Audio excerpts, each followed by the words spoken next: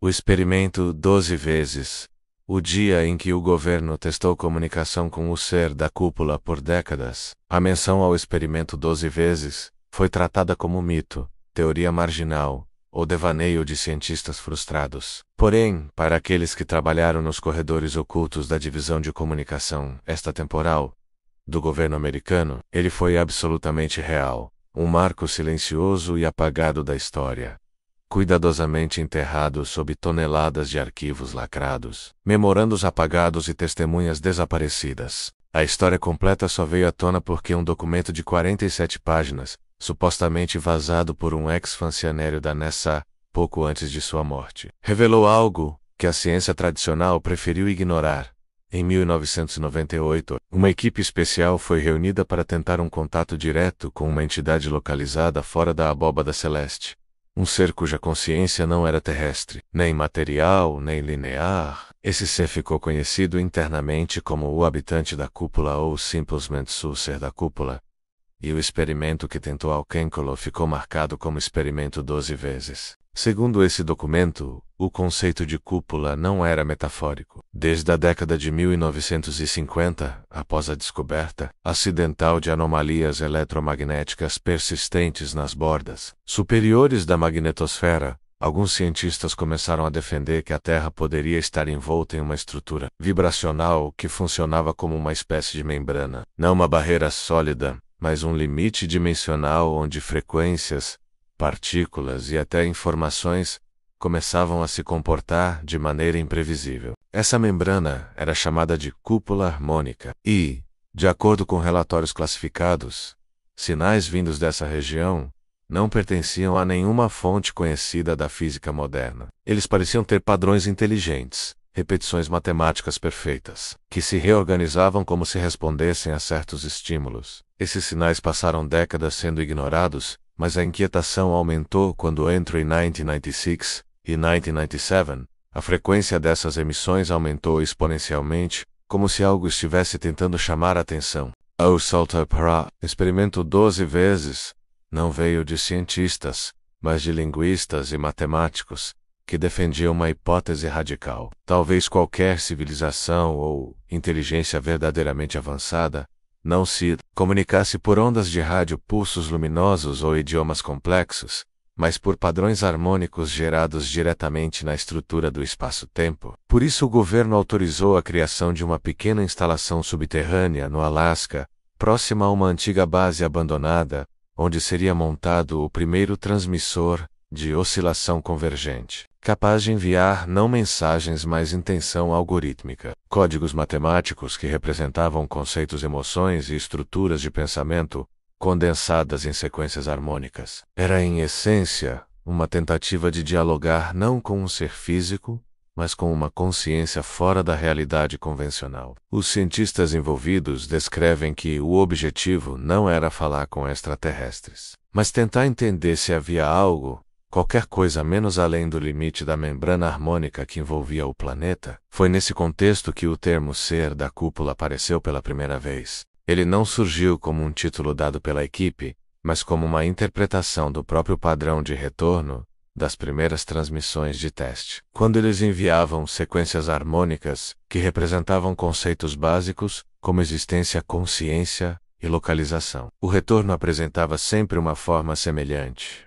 Uma ondulação central rodeada por múltiplos anéis simétricos, como se algo estivesse mostrando sua própria posição no topo da estrutura. Para os teóricos, era como se a entidade estivesse indicando estar acima da cúpula, ou além dela. O experimento 12 vezes foi oficialmente iniciado em 14 de março de 1998, às 2h17 da madrugada, horário local. A transmissão inicial era simples, uma sequência matemática representando uma saudação universal, baseada em proporções primordiais do universo, razão áurea, números primos e variações das constantes fundamentais. Após 4 minutos e 16 segundos, o transmissor captou um retorno.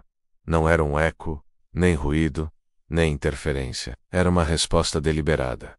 A equipe ficou paralisada. Aquilo não deveria ser possível tão rapidamente. Inicialmente, pensaram que poderia ser apenas reflexão das próprias ondas dentro da magnetosfera. Mas ao analisar o sinal, perceberam padrões que não tinham sido enviados. O retorno trazia uma reorganização da saudação original, corrigindo proporções, expandindo cálculos e até propondo novas sequências matemáticas que não existiam na física conhecida. Era como se o ser estivesse ensinando, melhorando, dialogando. As mensagens seguintes continuaram num ritmo crescente. Durante as primeiras 72 horas, o transmissor e o receptor ficaram ativos, quase sem descanso. A equipe acreditava que estava diante do maior contato da história humana. Porém, quanto mais conversavam com a consciência externa, mais estranho o conteúdo se tornava. No quarto retorno significativo, o ser da cúpula enviou um padrão harmônico, que, uma vez traduzido, parecia representar uma estrutura, um mapa tridimensional, que mostrava algo como camadas concêntricas,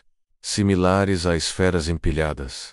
A Terra aparecia na terceira camada. A cúpula parecia ser a transição entre a terceira e a quarta. Na quinta camada, a figura se expandia como se representasse um espaço não linear, onde pontos distantes estavam conectados por caminhos que não faziam sentido na geometria tradicional. E no centro de tudo havia um vórtice, um núcleo de consciência que aparentemente observava todos os níveis simultaneamente. Os matemáticos ficaram fascinados. Os militares alarmados. A mensagem parecia sugerir que a Terra não estava isolada, mas confinada numa espécie de compartimento vibracional. E pior, que acima dela havia outras formas de existência, algumas pacíficas, outras agressivas, todas submetidas a regras desconhecidas. Quando a equipe enviou uma pergunta sobre a natureza desses níveis, o retorno trouxe um padrão emocional, traduzido como ambivalência, curiosidade e cautela misturadas. O ser parecia querer responder, mas também alertar. O ponto crítico do experimento 12 vezes ocorreu 11 dias depois do início das transmissões, quando a equipe decidiu enviar uma pergunta que não constava na autorização oficial do governo. Qual é a origem da humanidade? Os responsáveis pelo vazamento afirmam que essa pergunta foi feita por uma cientista chamada Doutora Helena Maro, uma linguista respeitada, que acreditava que a entidade poderia oferecer a resposta definitiva para os mistérios do surgimento da vida na Terra.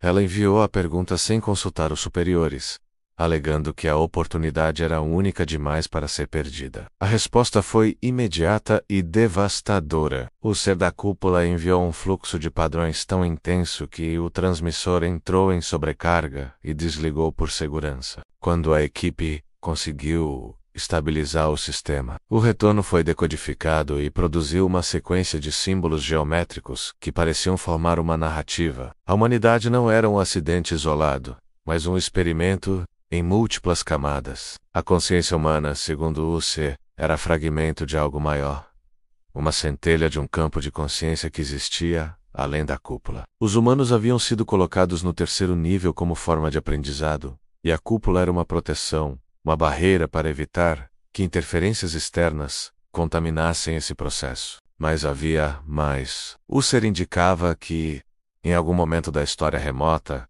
outro tipo de consciência tentou interferir no desenvolvimento humano, causando rupturas que ainda influenciavam a civilização. Ele não especificou quem ou o que havia interferido, mas os padrões harmônicos transmitiam a sensação de conflito, um eco de algo antigo e ainda inacabado. Essa resposta dividiu a equipe.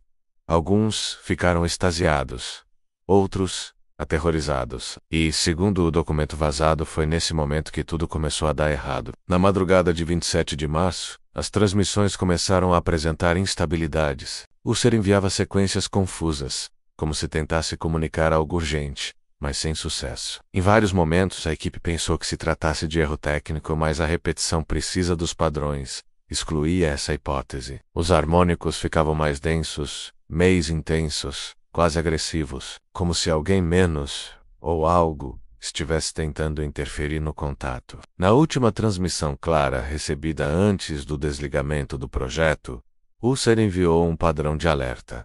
Anéis concêntricos se contraindo rapidamente, simbolizando aproximação. Alguns teóricos interpretaram aquilo como aviso de que a interferência que havia sido mencionada anteriormente estava tentando romper a membrana da cúpula novamente. Outros concluíram que o próprio contato humano havia atraído a atenção indesejada. O governo, assustado com o potencial de consequências imprevisíveis, ordenou o encerramento imediato do experimento 12 vezes. O transmissor foi desligado, selado e transferido. Os cientistas foram dispersos, muitos obrigados a assinar documentos de sigilo vitalício. Alguns desapareceram misteriosamente nos anos seguintes. O relatório oficial dizia que o projeto era apenas um teste inofensivo de comunicação ionosférica que não obteve resultados. Mas o documento vazado afirma que, após o desligamento durante 62 horas, o ser da cúpula continuou enviando sinais, mesmo sem receber nada em retorno. Os padrões eram diferentes.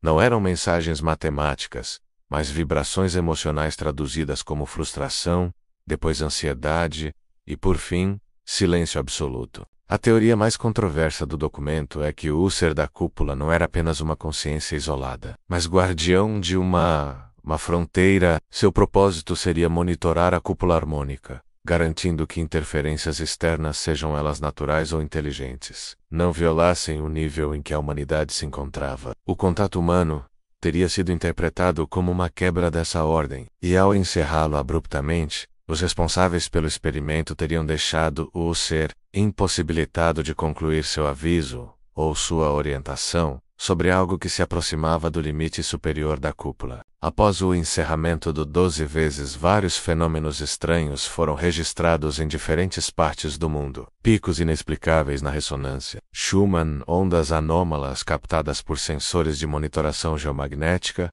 e relatos de pessoas experimentando sonhos idênticos, descrevendo algo como uma luz pulsante sobre o céu fechado. Coincidências ou efeitos colaterais do contato? Ninguém sabe. O fato é que depois de 1998, o ser da cúpula nunca mais respondeu a nenhuma tentativa de recriar o experimento. O governo tentou replicar as condições originais em 2003, 2009 e 2016. Mas os registros mostram que não houve retorno, como se a consciência tivesse se afastado, silenciado ou se deslocado para outro nível. Muitos acreditam que o ser da cúpula ainda existe, observando silenciosamente, esperando que a humanidade ultrapasse por conta própria o limite da terceira camada. Outros defendem que o encerramento abrupto do experimento causou uma ruptura irreversível, desconectando a Terra de qualquer possibilidade de diálogo com consciências superiores. E há ainda os que afirmam que o aviso final, menos aquele padrão de contração, não era direcionado apenas aos cientistas, mas à humanidade inteira. Algo se aproximava da cúpula, algo que o ser não pôde impedir sozinho. Hoje, o experimento 12 vezes é considerado uma lenda, mas as 47 páginas restantes do documento vazado deixam claro que em 1998, por alguns dias a humanidade encarou algo além da ciência, além do espaço, além da própria realidade, e não soube como lidar com isso. A pergunta que resta é: o que aconteceria se tentássemos novamente? Será que o ser da cúpula responderia? Ou será que, ao cruzarmos novamente essa fronteira, atrairíamos não a entidade que tentou nos alertar, mas aquilo de que ele tentava nos proteger?